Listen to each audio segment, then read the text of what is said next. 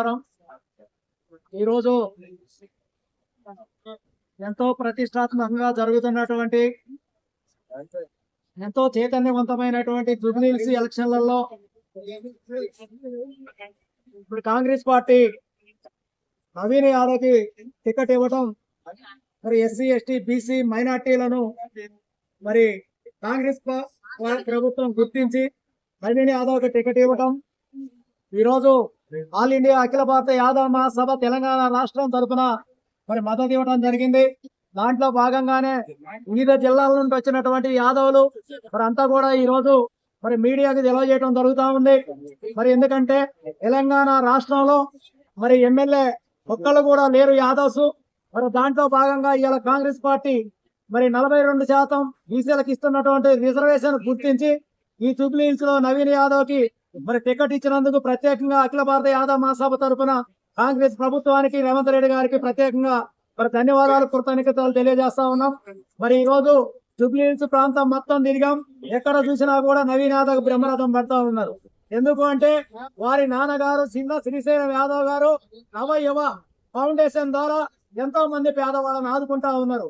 ఎవరు అన్నా అంటే నేనున్నా అని మరి వాళ్ళు ఏ ఆపద వచ్చినా కూడా మరి వాళ్ళ తలుపు తట్టితే మరి వాళ్ళు ఆపదలు ఆదుకుంటా ఉంటే, చాలా మంది పేద పిల్లలను చదివిస్తా ఉంటే ఈ రోజు అవాకులు చవాకులు పేలుతా ఉన్నారు. బీఆర్ఎస్ వాళ్ళు రౌడీ అంటా ఉన్నారు.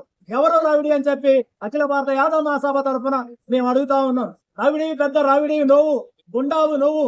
మరి ఈ రోజు రౌడీ దగ్గర ఆ రోజు నువ్వు ఉద్యమం చేసినప్పుడు, పార్టీ పెట్టినప్పుడు కేసీఆర్ గారు మరి చిన్న శ్రీశైలం యాదవ్ గారి దగ్గర మరి ప్రసార రథం తీసుకొని డబ్బులు తీసుకొని మరి బిడ్డ పెళ్లికి డబ్బులు తీసుకొని మరి ఎన్నో రకాలుగా చిన్న శ్రీశైలం కుటుంబాన్ని వాడుకొని మరి వాళ్ళని ఈ రోజు రౌడీ అంటాం. మరి ఎంత దుర్మార్గం అని చెప్పి సందర్భంగా తెలియజేస్తా ఉన్నాను.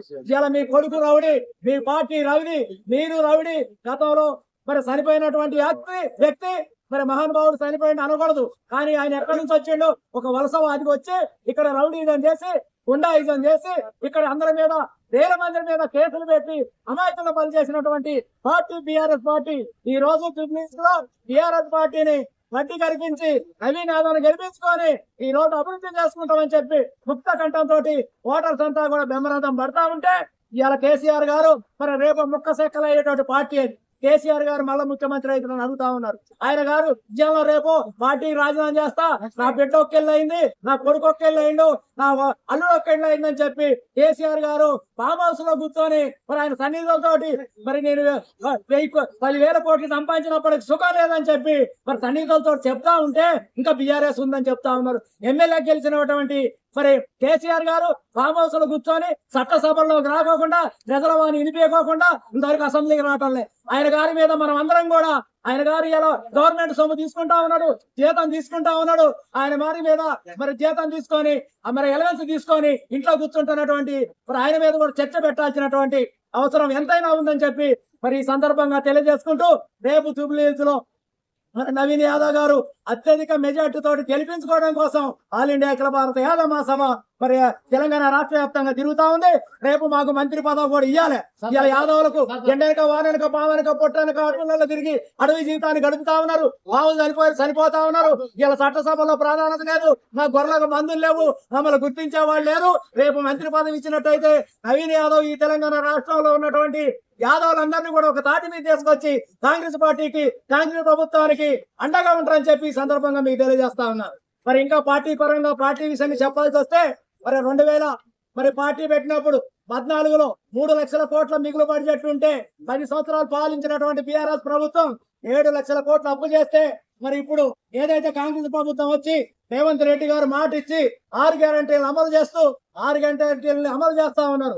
ఇలా ఏదో మాట ప్రకారంగా గృహలక్ష్యం కింద 200 యూనిట్లు ఫ్రీ కరెంట్ ఇస్తా ఉన్నారు. అదే విధంగా మరి 10 సంవత్సరాలు ఈయనటువంటి రేషన్ కార్డు ఇస్తా ఉన్నారు, సన్న బియ్యం ఇస్తా ఉన్నారు. మరి 10 సంవత్సరాల నుంచి ఈయనటువంటి ఇందిరమ్మ గృహాలు ఈ రోజు ఇల్లు కట్టుకున్న వాళ్ళకి వారం రోజుల్లోనే బిల్లు పడేటువంటి కార్యక్రమం కూడా కాంగ్రెస్ ప్రభుత్వం తీసుకుంది. ఇవాళ అదే విధంగా గతంలో 108 మరి అదే విధంగా ఫీజు నియమనం చేసినటువంటి ప్రభుత్వం కాంగ్రెస్ ప్రభుత్వం. ఇంత అభివృద్ధి చేసినటువంటి కాంగ్రెస్ ప్రభుత్వానికి మరి నవీన్ యాదవ్ కి మరి జూబ్లీహిల్స్ ఓటర్స్ అంతా కూడా బెమ్మరథం పెట్టి గెలిపించుకొని జూబ్లీహిల్స్ ని అభివృద్ధి చేసుకోవాలని చెప్పి ఈ సందర్భంగా మీ ద్వారా మా తెలంగాణ అఖిల భారత యాదవ్ మహాసభ ద్వారా మీకు తెలియజేస్తున్నాం. జై హింద్, జై యాదవ్, జై యాదవ్, జై కాంగ్రెస్, జై కాంగ్రెస్, జై కాంగ్రెస్.